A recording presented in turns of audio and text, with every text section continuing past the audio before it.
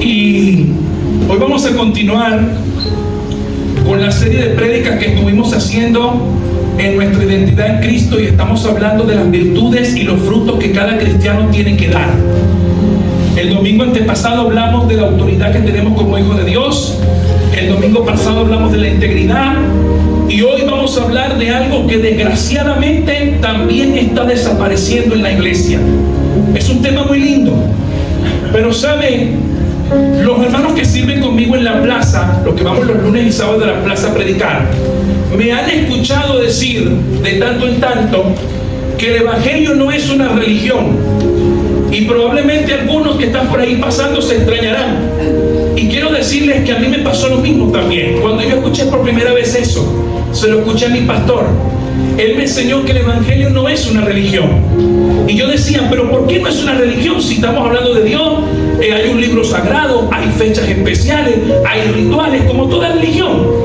¿Por qué no es una religión?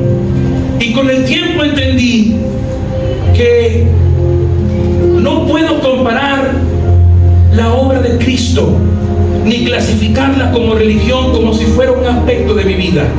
Es decir, mi religión, mi vida laboral, mi vida familiar, mi vida matrimonial, etcétera, etcétera.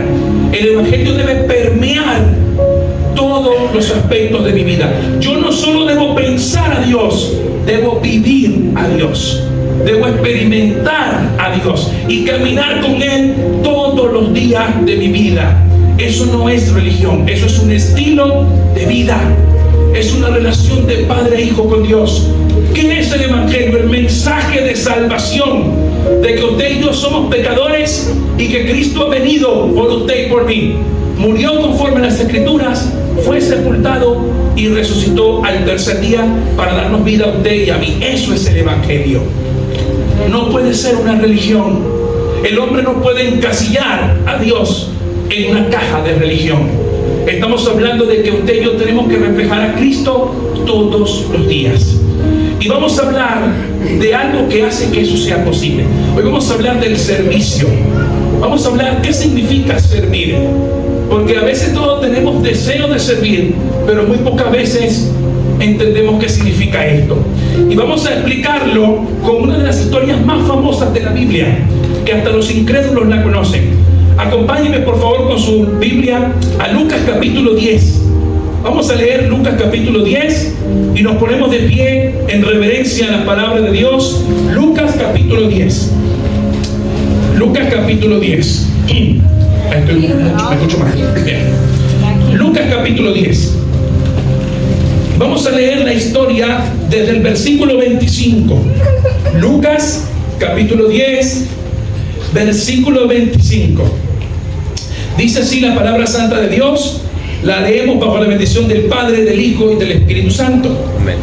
Y he aquí un intérprete de la ley se levantó y dijo para probarlo: Maestro, ¿haciendo qué cosa heredaré la vida eterna? Él le dijo: ¿qué está escrito en la ley? ¿Cómo lees? Aquel respondiendo dijo: amarás al Señor tu Dios con todo tu corazón, con toda tu alma, con todas tus fuerzas y con toda tu mente, y a tu prójimo como a ti mismo. Y le dijo: bien has respondido, haz esto y vivirás. Pero él, queriendo justificarse a sí mismo, le dijo a Jesús: ¿quién es mi prójimo?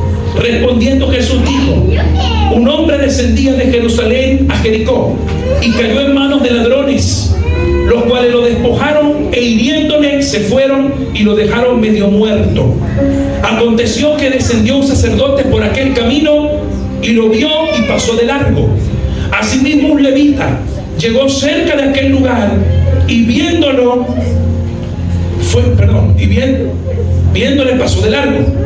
Pero un samaritano que iba de camino vino cerca de él y viéndolo fue movido a misericordia, y acercándose vendó sus heridas, echándole aceite y vino, y poniéndolo en su cabalgadura lo llevó al mesón, o sea, a un lugar para hospedarlo, y cuidó de él. Otro día al partir sacó 2 denarios y le dio al mesonero y le dijo: cuídamelo, y todo lo que gaste de más yo te lo pagaré cuando regrese.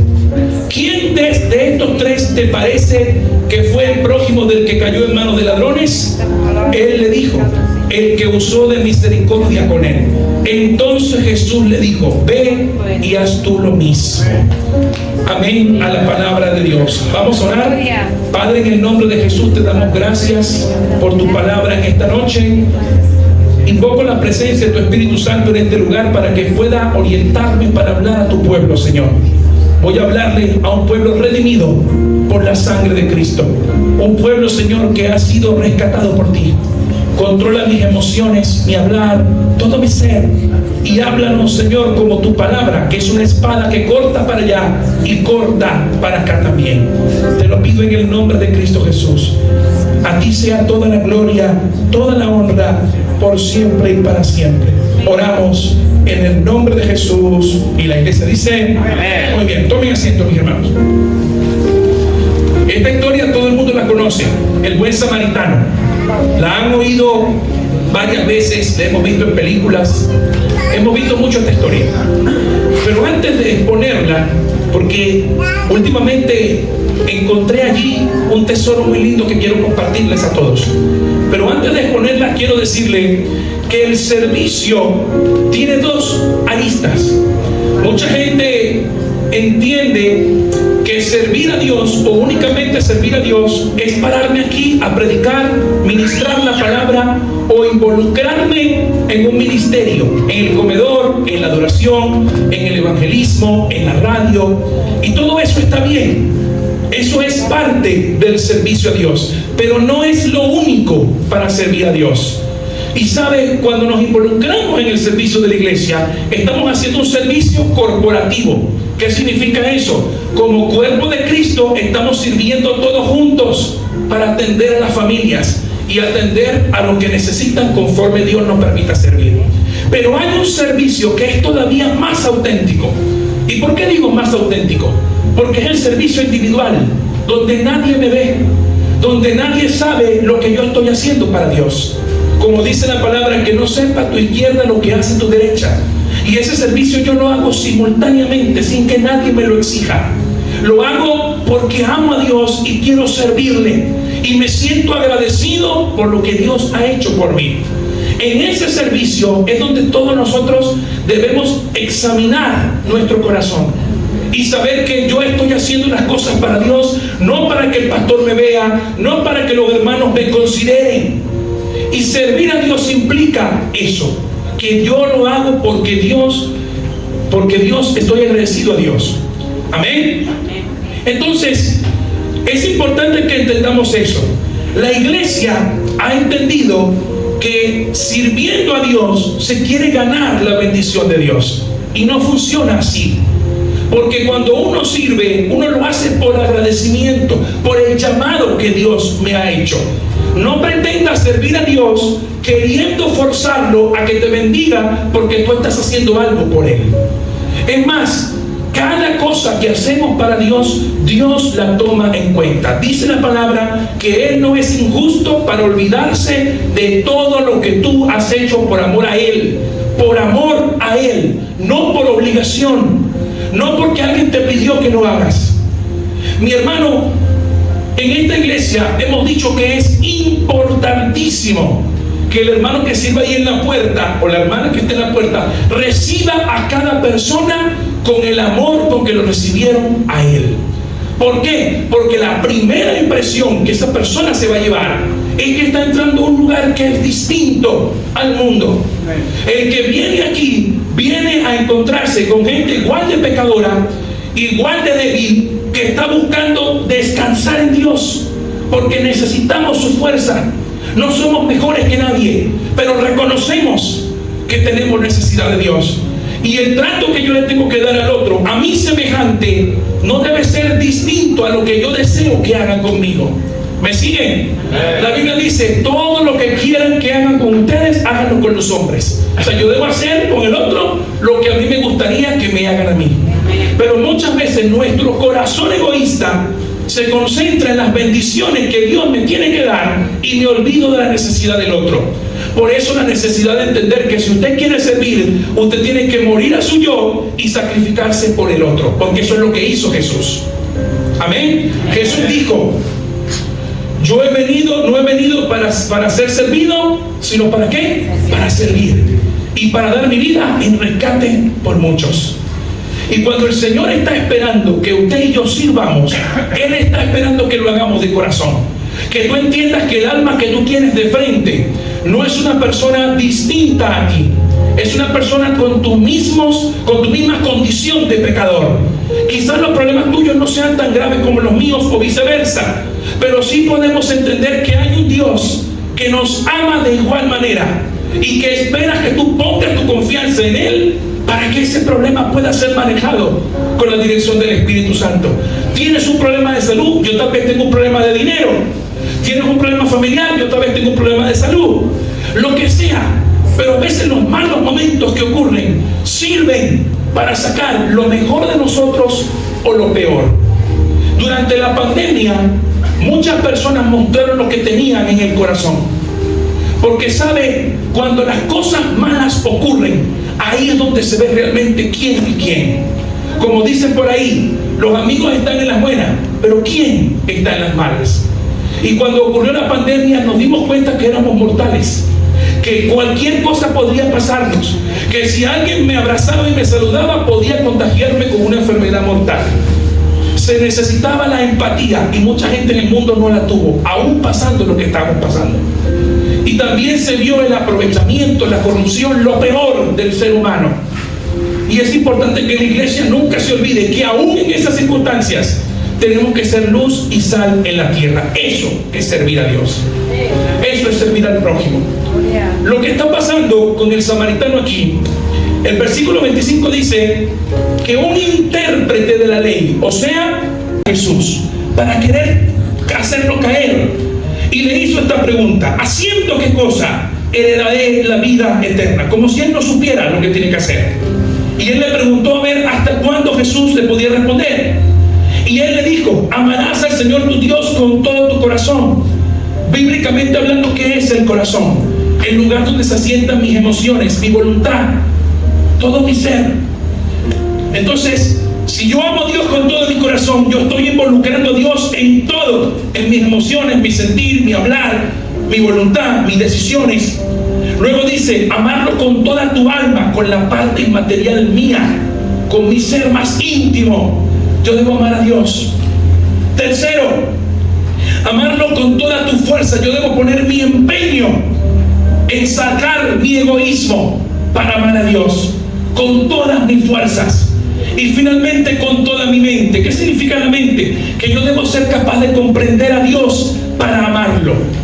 Mucha gente quiere servir a Dios sin conocerlo, sin amarlo, y eso no se puede hacer. Por eso nosotros insistimos en discipular, por eso insistimos en enseñar, porque nadie puede servir a un Dios que no conoce. No puede servir a un Dios que no conoce.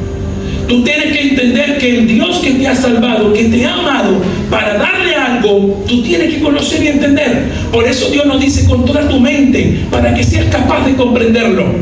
Él no te está pidiendo una fe ciega, sino una fe fundada en las evidencias de su amor. ¿Me siguen? Entonces, aquí habla todo eso y le dice: y a tu prójimo como a ti mismo. Y aquí está la clave. Escuche bien, aquí está el conflicto del asunto. A tu prójimo. Porque mucha gente dice: yo me porto bien delante de Dios, yo amo a Dios, pero a su hermano lo aborrece. Cuando su hermano tiene necesidad, le cierro el corazón. Cuando me manda mensajes, me mandó mensaje otra vez, seguramente para pedirme plata, y lo escondemos. ¿Sí o no? Este me está volviendo a molestar, seguro quiere que haga un favor. Me está llamando de nuevo, seguramente quiere. Y decimos que amamos a Dios. Pero esa segunda parte no la esperaba el intérprete, porque los intérpretes estudian la palabra de Dios y se hacen galardón de que, alarde de que se la saben todas. Pero en la práctica, ahí es donde realmente se muestra el fruto. A tu prójimo. Y hay algo interesante para destacar, porque él le dijo, bien has respondido, haz esto y vivirás, le dijo Jesús. Pero él, queriendo justificarse, dijo: ¿y quién es mi prójimo? Porque él le citó las Escrituras. Así como tú me dices a mí: ¿qué debo hacer para ser salvo? Cree en el Señor Jesucristo, serás salvo tú y tu casa. Hechos 16:31. Pero ¿qué ¿qué pasa si yo te digo eso? Te estoy citando las Escrituras. Eso no significa que yo creo en eso. ¿Se entiende lo que quiero decir? Cuando él le preguntó, cuando el intérprete hizo esto, Jesús le dijo esto: ¿cómo lees en la ley? ¿Qué dice la palabra? Y él le citó la palabra que muchas veces ha estudiado. Pero una cosa muy distinta es leer la palabra, entenderla, y otra es vivirla. ¿Se entiende, mi amado hermano?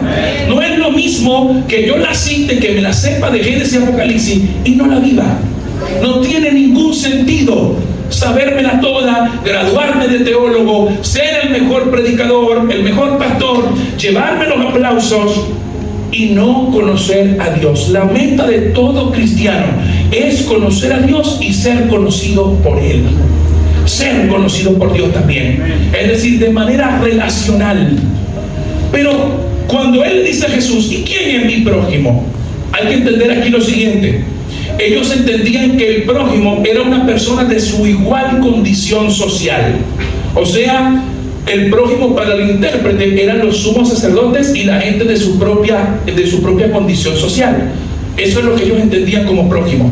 Ellos no entendían como prójimo como tú y yo lo entendemos, que son todas personas. Él estaba refiriéndose a la condición social, mientras Jesús se estaba refiriendo a la condición natural. Es decir, que todos los seres humanos somos iguales ante Dios. ¿Se entiende por qué es realmente grave el aborto, la eutanasia? Porque toda vida humana es preciosa para Dios. La clase social, el dinero, la fama y el estatus no te hacen nadie. Nadie. Porque quien tiene que rendir cuentas somos cada uno de nosotros. El dinero, la raza, el lugar geográfico donde naciste, donde criaste, no dice nada de ti. Nada de ti. Es tu condición natural, lo que tienes en el corazón. Él entendía eso.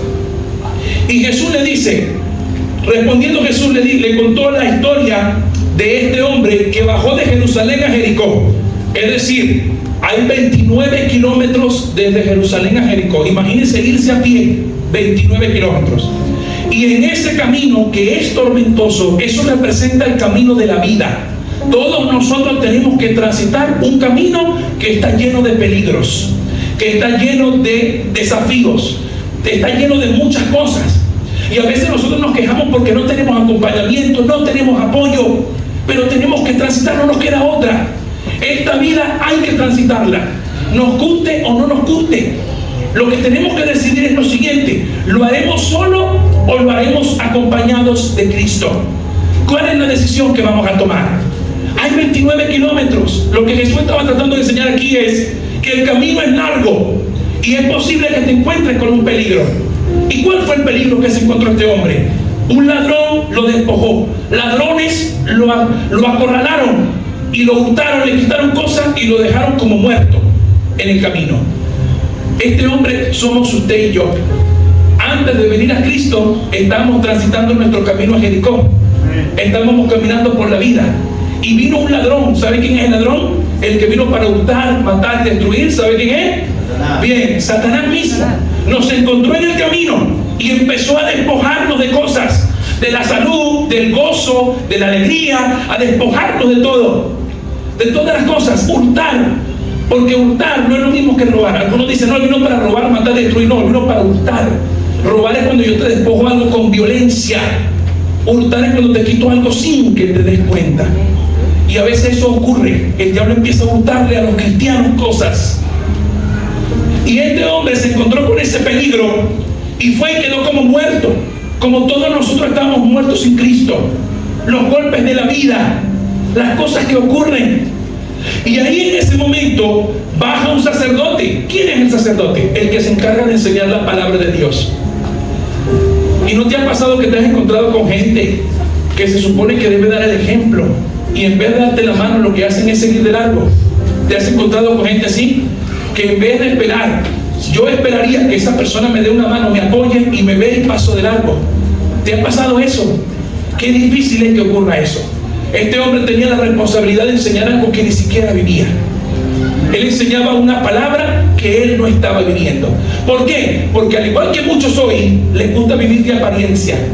Les gusta vivir de que se las saben todas. Vestirse bonito y presentarse como el mejor predicador. pero en la casa, en la calle, no reflejan lo que predican. Y es muy lindo pararse aquí y hablarle a todo el mundo y que me tienen que escuchar a mí, porque yo sí sé. Pero cuando salgo y veo la necesidad, veo los mensajes, veo el llamado de alguien que me necesita, no estoy nunca. Siempre estoy muy ocupado en lo mío, en mi vida egoísta, en mi corazón egoísta. No tengo tiempo para nadie.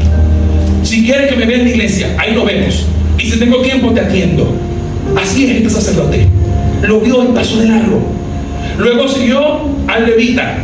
Los levitas son aquellas personas que en el Antiguo Testamento tenían la responsabilidad de cantar y adorar a Dios, de provocar la presencia de Dios en la adoración. O sea, una persona que debía estar verdaderamente preparada para esto.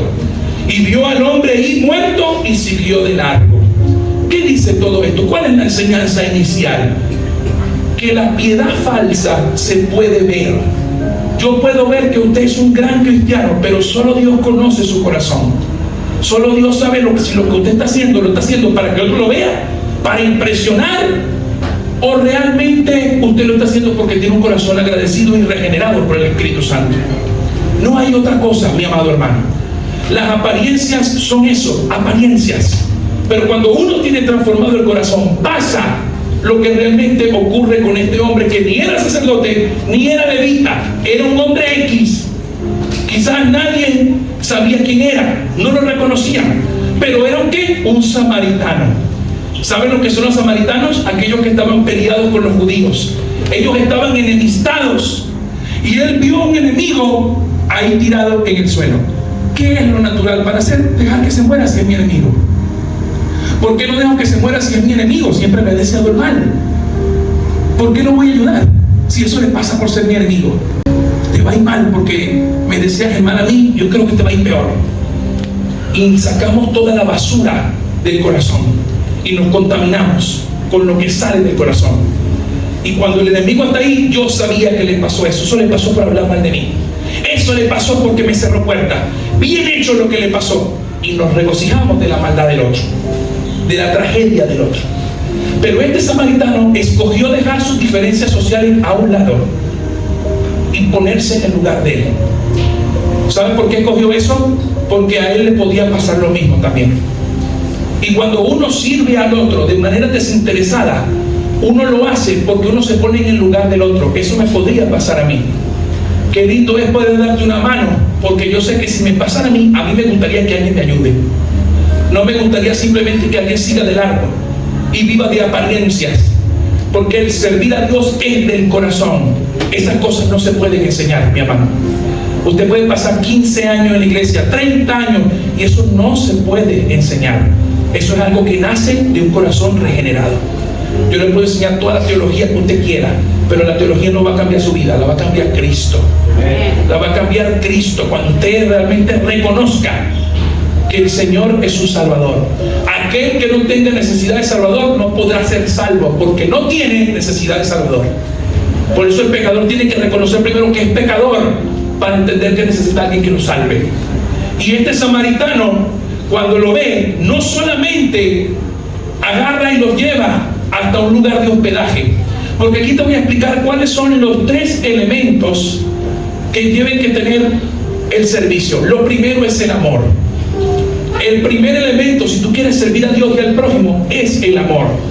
Si no tienes amor, no puedes servir, porque el amor hace que tú quites el enfoque de ti mismo y lo pongas en el otro, y que tú tengas hambre y el otro se está muriendo peor que tú, y tú dejes de comer para darle al otro. Eso es amor. Cuando uno tiene frío y yo tengo mi chaqueta, se la doy.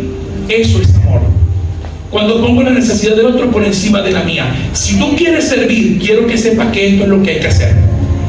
Hay que poner al otro por encima de tu necesidad, porque cuando tú lo hagas, Dios te va a mirar si tú lo estás haciendo por conveniencia o desinteresadamente.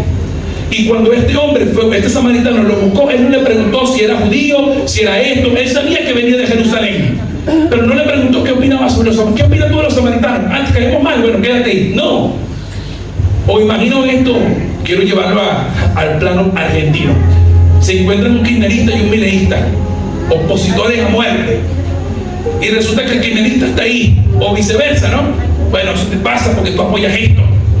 Pero no le preguntó si era esto, aquello, si era peronista o no. Lo agarró porque encontró a alguien igual que él sufriendo. El amor es el primer elemento del servicio. Segundo, sacrificio. ¿Cuál es el sacrificio? Bajarme de donde estoy yo y ponerme a ayudar a este hombre. Lo ayudo, me sacrifico. Sacrificar significa entregar algo. Y cuando nosotros servimos, estamos invirtiendo algo que usted nunca va a recuperar. ¿Sabe qué es? Su tiempo. Cuando usted invierte su tiempo ayudando a alguien, usted nunca va a recuperar su tiempo. No es algo que, bueno, sí, ayudarte, te voy a dar 10 años más de vida, dice Dios. No, es probablemente que no ocurra nunca. Es más, es probable que hasta muera dentro de poco tiempo. Pero vas a invertir algo que nunca vas a recuperar. Por eso debes sacrificar. Así como Jesús se sacrificó. Tú dices, bueno, ayudé a esta persona y esta persona ni las gracias me dio. No importa. No importa. Hazlo porque tú tienes un corazón regenerado y agradecido. No importa si no te dieron las gracias, si más nunca vinieron a la iglesia. Con mi esposa decíamos, oye, pero nos cansamos de ayudar a la gente y la gente ni siquiera viene a la iglesia, no le interesa. ¿Se acuerdan de los 10 leprosos? Jesús salvó a los 10 y volvió uno nada más. Uno volvió. Y la lepra era una enfermedad incurable en ese tiempo. Incurable. Y no solamente incurable, los alejaban a otra ciudad porque era contagiosa. Los leprosos no tenían derecho a nada. Imagínense lo que significa que una persona sea sana de lepra y pueda incorporarse a la vida normal. Es una gran bendición. ¿Cómo no voy a volver a darle las gracias? Pero no volvieron. Y Dios me hizo entender, haz lo que tengas que hacer. No importa si la gente te da las gracias o no. Haz lo que tengas que hacer porque tú trabajas para mí. Yo sirvo al Señor, no a la gente. Pero para servir a la gente, yo tengo que entender que debo tener amor y sacrificio. Cuando estamos en la plaza, podemos estar haciendo cualquier cosa. Qué lindo es yo. ¿Sabe qué? A decirle a mi esposa, vamos al cine. Los lunes hay descuento. Vamos. Y vamos. Pero me voy a sentir vacío porque estoy dejando algo que Dios me dejó de hacer, que me ha encargado hacer. Yo pude estar haciendo cualquier cosa los lunes y sábados por la noche. Cualquier cosa. Pero nada me va a llenar si no cumplo lo que Dios ha puesto para mí, lo que me ha encargado. Eso es servir a Dios. Y no lo hago para reclamar y decirle, bueno, yo hice esto, ahora tú me tienes que dar aquello. No, es para que usted entienda que el mayor privilegio que el ser humano tiene sobre la tierra es servir a Dios. Algunos están buscando al gobernador para que le dé un puesto en la municipalidad y hacer todo este tipo de cosas y sirven a un hombre. Pero el mayor privilegio es servir a Dios. Es servir a Dios. Y tercero, ¿qué es lo tercero que debemos tener para servir? El compromiso. Es decir, no solamente lo ayudé, sino que le hago seguimiento. ¿Cómo estás? ¿Cómo sigue? Todo lo que él consuma, yo te lo pagaré. No estoy diciendo que hagamos exactamente lo mismo. Te estoy diciendo que tienes que entender que tú no te desconectas de lo que tú haces cuando ayudas a otro. No es que, bueno, te llevo hasta aquí, chao, no quiero saber más nada de ti. No. El compromiso implica preguntarte cómo seguiste, cómo te sientes hoy, cómo estás. Es comprometerme con tu causa. Yo llevo tu carga porque entiendo que necesitas ayuda. Entonces no solamente muestro amor, sacrificio, sino que me comprometo. Eso es lo que mostraba el samaritano. Cuídamelo hasta que yo vuelva. Cuando yo vuelva pagaré si consumió algo más. Me comprometí con su causa. Así como, por ejemplo, cuando llega el ocaso de la vida de nuestros padres y ellos ya no pueden velarse por sí mismos, necesitan que alguien los lleve al baño, que los vista, que los despierte, que los levante.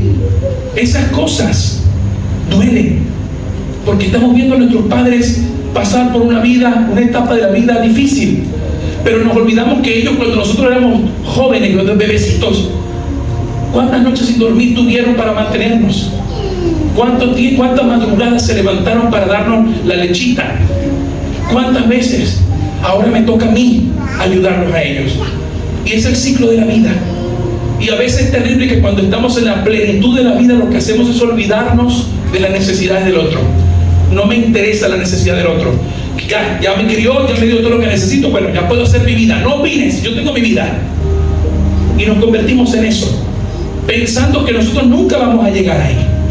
Porque algún día vamos a llegar y vamos a desear haber sido mejores personas. Por eso la Biblia dice en Eclesiastés: acuérdate de tu Creador en los días de tu juventud, antes que vengan los días malos y digas no tengo alegría en ellos. Acuérdate del Creador. Es su tiempo va a venir. Y tú tienes que mostrar que lo que sacrificaron por ti, tú también lo tendrás que hacer. Dios ha diseñado las cosas para que la vida sea así, para que no pueda zafar nadie, porque así nos podemos ayudar. Por eso la iglesia es una comunidad, no es un individualismo, donde cada quien, bueno, prosperamos todos y listo, todos somos ricos y cada quien con su corazón egoísta. No, de eso no se trata, porque este no es nuestro hogar. Por eso Jesús dice: Padre nuestro que estás en los cielos. Un hijo que habla a un padre que está lejos de casa, un hijo lejos de casa hablando del Padre. Este no es nuestro hogar. Algún día vamos a ir a la presencia de Dios y ahí estaremos para siempre. Yo decía ayer en la plaza: no importa cuánto comas bien o cuánto te ejercites, algún día te vas a envejecer, algún día tu piel se va a deteriorar. Las mujeres se ven así como que no llegue ese día, Señor. Mientras tenga botox, hoy está bien. No importa, algún día se te va a acabar el botox y te vas a arrugar. Algún día va a pasar, no importa. Nosotros los hombres, bueno, vamos en vez de reduciendo, vamos aumentando. Pero ¿qué pasa con eso? Que aunque mi ser exterior se deteriore, mi alma debe renovarse. Yo debo ser cada día una mejor persona, un mejor hombre, una mejor mujer, un mejor hijo de Dios, un mejor padre, una mejor madre. Renovarse, porque el servicio implica eso. Y si tú quieres servir a Dios en estas circunstancias, eso es lo que Dios te va a pedir: amor, compromiso y sacrificio. Nada más. Cuando Jesús terminó, y con esto termino, cuando Jesús terminó de contarle esto, hizo el intérprete es equivocada. Él no debió preguntar: ¿y quién es mi prójimo? Como queriendo decir, lastimosamente lo traduce mal, pero el idioma original dice: ¿y quién merece mi amor? O sea, ¿quién merece mi esfuerzo? Debería haber sido traducido así. Y Jesús le hace ver que la pregunta no es ¿quién merece mi esfuerzo?, sino ¿a quién puedo ayudar? ¿A quién puedo ayudar? Esa sería la pregunta. Y Jesús lo lleva a esa conclusión con la historia del samaritano. No se pregunta: ¿pero por qué Dios pone a dos enemigos? Porque esa es la barrera inicial. Tiene que ser el enemigo. ¿Tienes algún mérito si amas a los que te aman? No, ningún mérito. Todos amamos a los que nos aman. Ama al enemigo, ora por el que te persigue y bendice al que te maldice. Ahí es donde vemos que Dios está fuera de serie, algo extraordinario. Y eso lo tenemos que hacer. Y finalizo con esto. La pregunta que yo te quiero hacer antes de finalizar es la siguiente: ¿estás dispuesto a servir a otros? ¿Estás dispuesto a servir a Dios? ¿Estás dispuesto a darle tu vida a aquel que ha salvado la tuya? Aquel que te ha dado todo lo que tú tienes. Pero Señor, yo tengo una polentita en casa, un colchón que tiene más de 20 años, que ya le salen los resortes. No importa. Hay gente que duerme en la calle y que lo único que come es lo que encuentra en la basura. Desearían tener la polenta que tú tienes y la cama esa resortada la que tú tienes. Desearían tenerlo. No des por sentado las bendiciones. Sirve, conságrate a Él. Y Señor, ¿quién es mi prójimo? No, pregunta: Señor, ¿cómo puedo ayudar? Lo que vamos a hacer la semana que viene implica esa pregunta. Señor, ¿qué puedo hacer en Nueva Francia? Usa mi vida para ayudar a otra familia. Hay alguien que está esperando que tú vayas y le digas: Dios te bendiga, lo que te pasó no es casualidad. Hoy estamos aquí para decirte que a pesar de tu tragedia, Dios te ama. Esa es la pregunta. Señor, ¿qué debo hacer en Nueva Francia? ¿Cómo puedo servirle, Señor? Entramos en un nuevo periodo, en un periodo de servir al otro. Nos vamos a ir para que ningún comisionado nos dé las gracias a nosotros y nos reconozca. Sí, no. Vamos a lavar pies. ¿Está bien? Amén. Vamos a lavar pies. El que tenga complejo de rey y de reina, que no se monte en el tren. Aquí todos somos siervos. Amén. Amén. Y si todos somos siervos, reconocemos que hay uno solo que es digno de reconocimiento: Cristo Jesús. Vamos a ponernos de pie para orar y prepararnos para la cena del Señor.